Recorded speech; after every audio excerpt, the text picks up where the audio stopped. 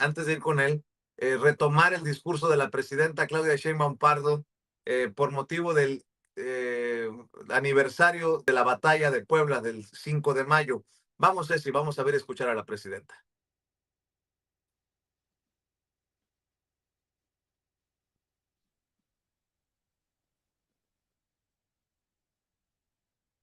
Mexicanas y mexicanos, miembros de las Fuerzas Armadas, presidentes de la mesa directiva de la Cámara de Diputados y del Senado de la República, compañeras y compañeros. La historia de México es nuestra gran maestra y día con día nos recuerda los valores más importantes por los que ha luchado una y otra vez nuestro pueblo.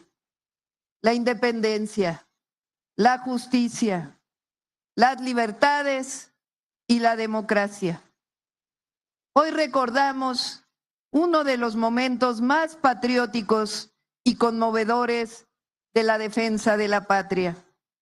Recordamos una victoria que echó raíces en el corazón del pueblo de México, aquí y en otras latitudes. Por eso nuestras hermanas y hermanos migrantes que viven en Estados Unidos conmemoran el 5 de mayo como la principal celebración. No hay mexicano o mexicano que no siente emoción y orgullo al recordar la heroica defensa de Puebla el 5 de mayo de 1862, cuando el ejército mexicano derrotó al que se decía entonces era el mejor ejército del mundo. El siglo XIX fue definitorio para México en muchos sentidos.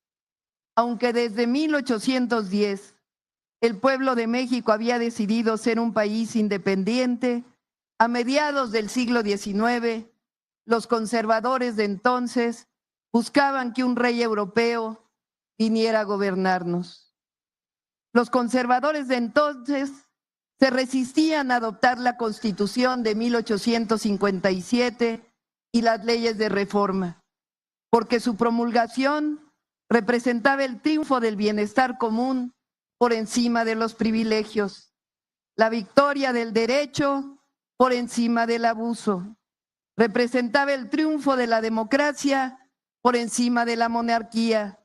Representaba la constitución de un Estado civil y la defensa de la justicia para todas y para todos y la igualdad.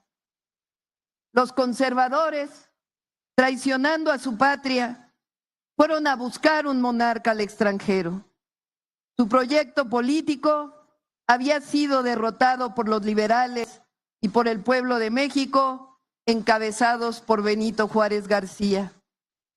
Después de la segunda gran transformación de México, después de la guerra de reforma que separó la Iglesia del Estado, el gobierno liberal de Juárez encontró disminuida la hacienda pública y se enfrentó a muchas cuentas por pagar. Para sanear las finanzas de la nación, se decretó una pequeña moratoria de 2 años para pagar deudas que se tenían con Inglaterra, España y Francia.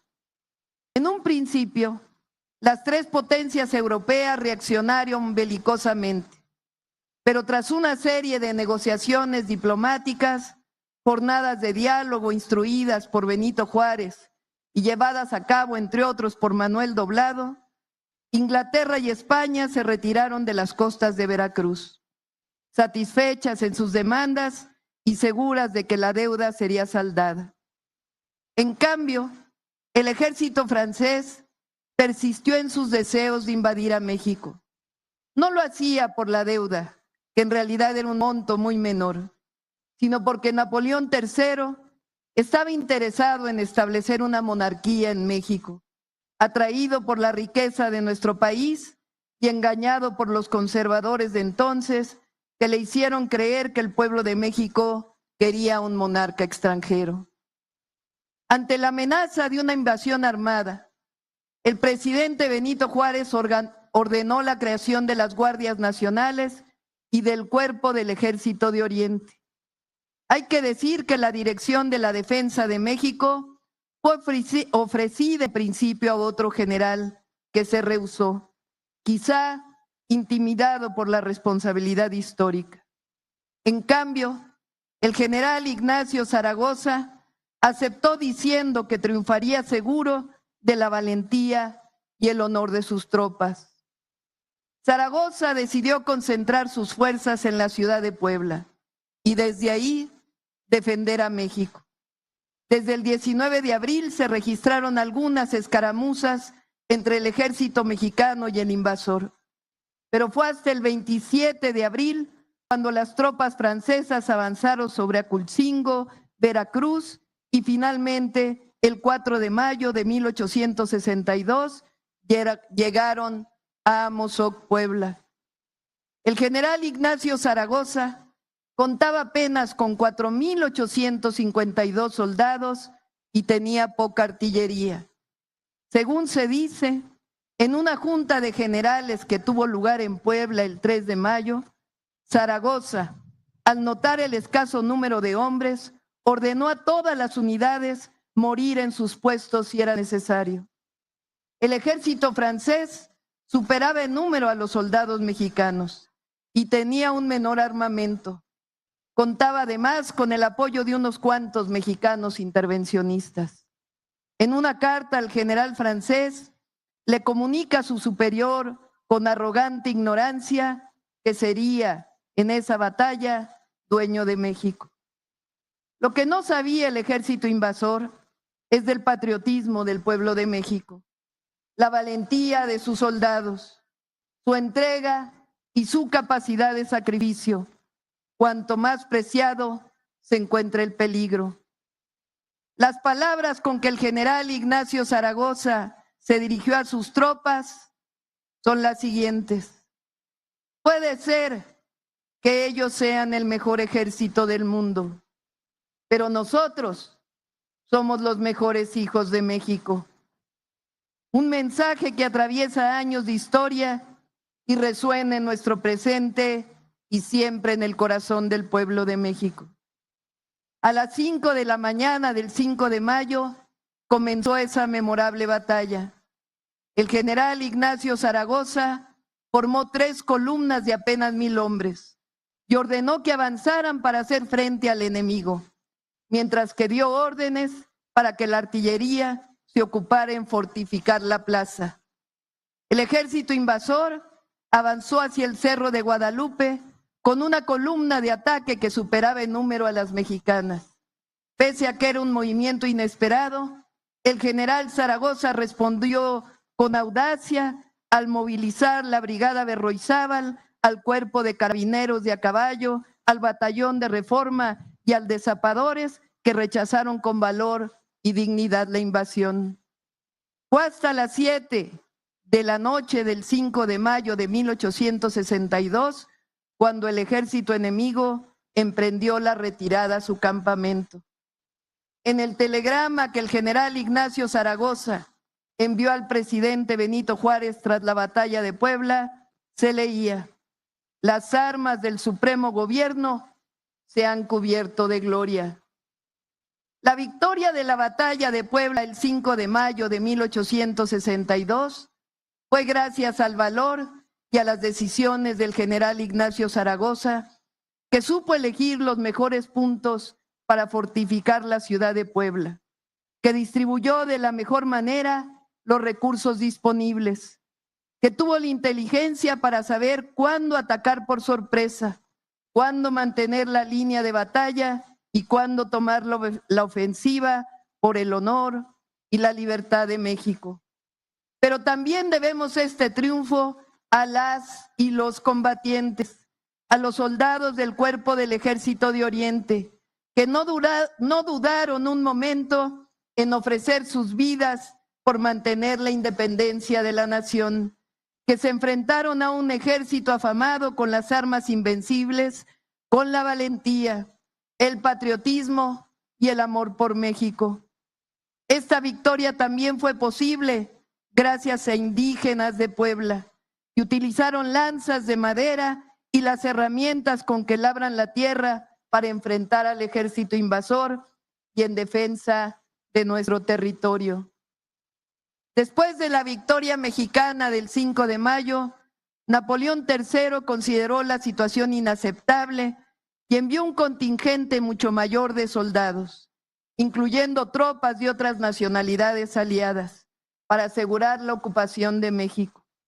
El ejército francés entra a la Ciudad de México hasta más de un año después, y no es sino hasta el 28 de mayo de 1864 que Maximiliano, el emperador traído por los conservadores, llega al puerto de Veracruz. El Segundo Imperio se mantuvo por 3 años. En 1867, nuevamente triunfó la República, gracias a la resistencia de Juárez y los liberales, y de un pueblo entero que deseaba su independencia. Chinaco fue el nombre despectivo que los conservadores pusieron a los combatientes de la Guerra de Reforma y contra la intervención francesa. El triunfo en la batalla de Puebla anticipó el resultado de esa deshonrosa intervención, que terminaría con la victoria del proyecto de nación republicana y liberal encabezado por Benito Juárez García. 4 meses después de la heroica batalla, Zaragoza enfermó de fiebre tifoidea y falleció el 8 de septiembre en esa misma ciudad. El 11 de septiembre de 1862, Juárez declaró a Zaragoza benemérito de la patria en grado heroico. Por sus méritos, se renombró la capital poblana como Puebla de Zaragoza y su nombre se inscribió con letras de oro en el Congreso de la Unión. El general Ignacio Zaragoza, un héroe que lleva a México en su gloria. La victoria de la batalla de Puebla es un símbolo de resistencia y defensa de la patria. Es el mensaje glorioso de nuestro pueblo por la defensa heroica de su independencia. Hay hombres y mujeres que los juzga la historia como traidores. Hay otros que permanecen siempre en el corazón de su pueblo. Ignacio Zaragoza es uno de ellos. El 5 de mayo nos recuerda que el presente y el futuro de México es el de ser una nación libre, independiente y soberana. Esa es la historia de generaciones que han dado su vida y de muchas y muchos otros que siempre estaremos dispuestos a dar nuestra vida por amor a nuestra historia, por el legado de patriotas y por el pueblo de México. ¡Que viva la soberanía nacional! ¡Que viva la batalla del 5 de mayo! ¡Que viva Ignacio Zaragoza! ¡Que viva México! ¡Que viva México! ¡Que viva México!